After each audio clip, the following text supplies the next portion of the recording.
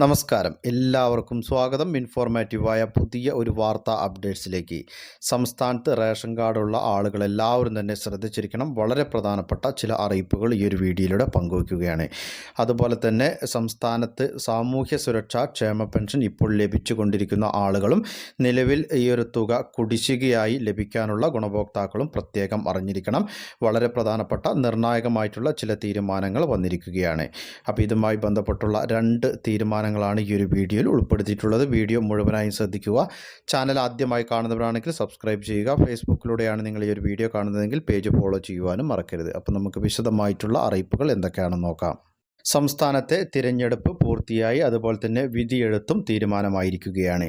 അപ്പോൾ ഇനി സർക്കാരിൻ്റെ ക്ഷേമ ആനുകൂല്യങ്ങൾ അതുപോലെ തന്നെയുള്ള മറ്റു പ്രവർത്തനങ്ങളൊക്കെ തുടർന്ന് മുന്നോട്ട് കൊണ്ടുപോകുവാൻ സാധിക്കും. കാരണം തിരഞ്ഞെടുപ്പ് പെരുമാറ്റ ചട്ടങ്ങൾ ഉള്ളതുകൊണ്ട് തന്നെ പല ആനുകൂല്യങ്ങളും വിതരണം ചെയ്യുവാനും സാധിച്ചില്ല. അതുകൂടാതെ സംസ്ഥാനത്തെ സാമ്പത്തിക പ്രതിസന്ധിയും വലിയ ഒരു പ്രശ്നം തന്നെയാണ് സംസ്ഥാനത്ത് സൃഷ്ടിച്ചിരിക്കുന്നത്. ഈ ഒരു സാഹചര്യത്തിൽ കേരളത്തിന് ആശ്വാസകരമായിരിക്കുകയാണ് കേന്ദ്ര സർക്കാരിൻ്റെ നടപടി.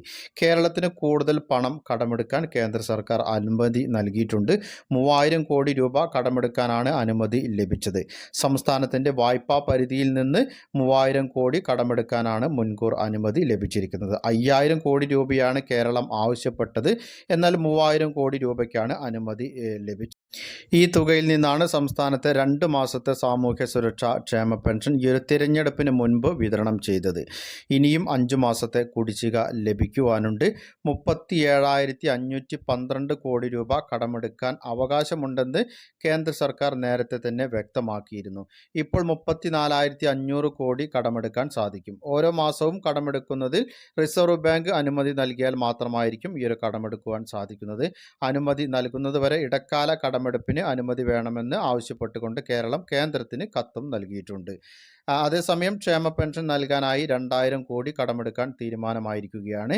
ഈ ഒരു തുകയെല്ലാം ലഭിക്കുന്നതോടെ കുടിശ്ശിക പെൻഷൻ വിതരണം ചെയ്യുവാനും സാധിക്കും. എന്നാൽ ക്ഷേമ പെൻഷൻ കുടിശ്ശിക 5 മാസത്തെ ലഭിക്കാനുണ്ട് എന്ന് പറയുമ്പോൾ 6400 രൂപയോളമാണ് ഓരോ ഗുണഭോക്താവിനും ലഭിക്കേണ്ടത്. ഏപ്രിൽ മാസം മുതൽ ഓരോ മാസവും വിതരണം ചെയ്യുവാനാണ് സർക്കാർ നടപടി. ഏപ്രിൽ മാസത്തിൽ ഈ ഒരു തെരഞ്ഞെടുപ്പ് വന്ന പശ്ചാത്തലത്തിലാണ് 2 മാസത്തെ തുക വിതരണം ചെയ്തത്. ഇനി തിരഞ്ഞെടുപ്പ് കഴിഞ്ഞതിന് ശേഷം 1 മാസത്തെ പെൻഷൻ വിതരണം ചെയ്യുവാനും സാധ്യതയുണ്ട്. അത്തരത്തിലായിരിക്കും സംസ്ഥാന സർക്കാരിൻ്റെ നീക്കങ്ങൾ. കാരണം ഇനി ഒന്നിച്ചുള്ള തുക വിതരണത്തിന് ആവശ്യമായിട്ടുള്ള സാമ്പത്തിക ശേഷി നിലവിൽ സംസ്ഥാന സർക്കാരിനില്ല.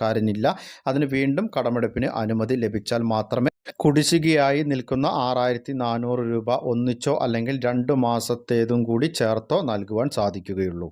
അടുത്തതായി സംസ്ഥാനത്തെ എല്ലാ റേഷൻ കാർഡ് ഉടമകളും തന്നെ ശ്രദ്ധിച്ചിരിക്കണം.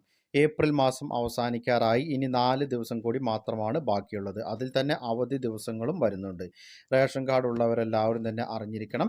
ഏപ്രിൽ മാസത്തിൽ AAY കാർഡിന് 30 കിലോ അരിയും 3 കിലോ ഗോതമ്പും സൗജന്യമായും 2 പാക്കറ്റ് ആട്ട 7 രൂപ നിരക്കിലുമാണ് ലഭിക്കുക. PHS കാർഡിലെ ഓരോ അംഗത്തിനും 4 കിലോ അരിയും 1 കിലോ ഗോതമ്പും സൗജന്യമായി ലഭിക്കും. കാർഡിന് അനുവദിച്ചിട്ടുള്ള ആകെ ഗോതമ്പിൻ്റെ അളവിൽ നിന്നും 3 കിലോ കുറച്ച് അതിന് പകരം 3 പാക്കറ്റ് ആട്ട 9 രൂപ നിരക്കിലാണ് ലഭിക്കുക.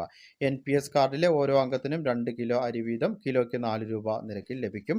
കൂടാതെ NPS കാർഡിന് അധിക വിഹിതമായി 4 കിലോ അരി കിലോയ്ക്ക് 10 രൂപ 90 പൈസ നിരക്കിലുമാണ് ലഭിക്കുക. ഈ ഒരു 4 ദിവസത്തിനുള്ളിൽ തന്നെ എല്ലാ റേഷൻ കാർഡ് ഉടമകളും അവരവരുടെ വിഹിതം കൈപ്പറ്റുവാൻ പ്രത്യേകം ശ്രദ്ധിച്ചിരിക്കണം.